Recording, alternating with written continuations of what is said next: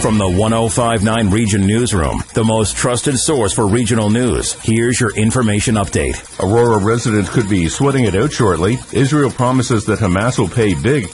And is it an invasion or a relief effort in Ukraine? We'll have mainly cloudy skies today with a chance of showers this afternoon. Fog patches dissipating this morning and highs up to 24 with a UV index of 6 or high. With 105.9 The Region News, I'm Bob Pritchard. A woman believed to be in her 20s remains in hospital with serious injuries after she was hit at the intersection of Dixie and Darien, Mississauga yesterday. In a separate incident, a 14-year-old boy was airlifted to hospital with critical injuries after he was struck and dragged by a vehicle in Brantford yesterday.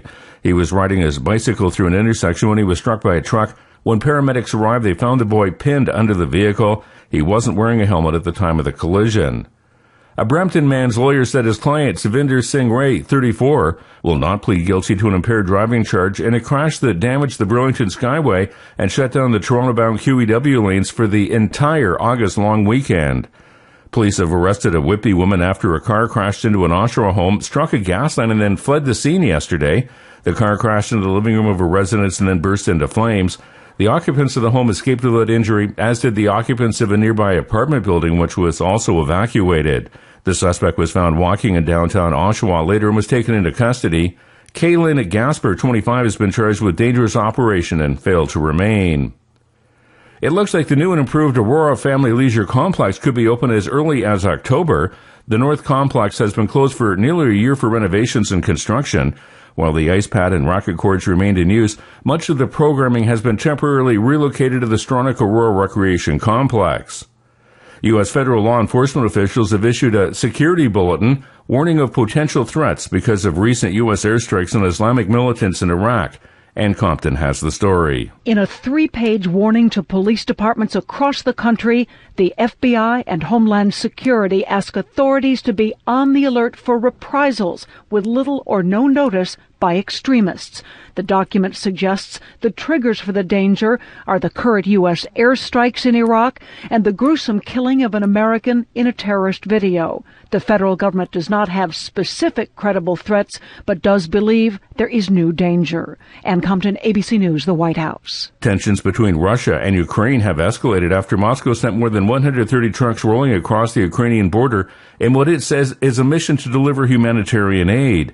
Ukraine calls it a direct invasion, and NATO has condemned it as well. Ukrainian UN official Alexander Pavlichenko says Russia could have waited for approval before rolling the convoy into his country. We consider this act to be another blatant violation of the fundamental principles of the international law. Prime Minister Harper calls the Russian convoy disgraceful and a military incursion. Israeli Prime Minister Benjamin Netanyahu vows to step up attacks on Hamas militants after a fatal mortar attack that originated in Gaza. Netanyahu pledges Hamas will pay a heavy price after the attack on a village in southern Israel killed a 4-year-old boy. Now in its 7th week, the Gaza war has taken the lives of almost 2,100 Palestinians, most of them civilians. The fighting has also killed 68 Israelis, almost all of them military personnel. A documentary about a shocking Montreal murder that made international news in 2012 has been pulled at the last minute from the Montreal World Film Festival.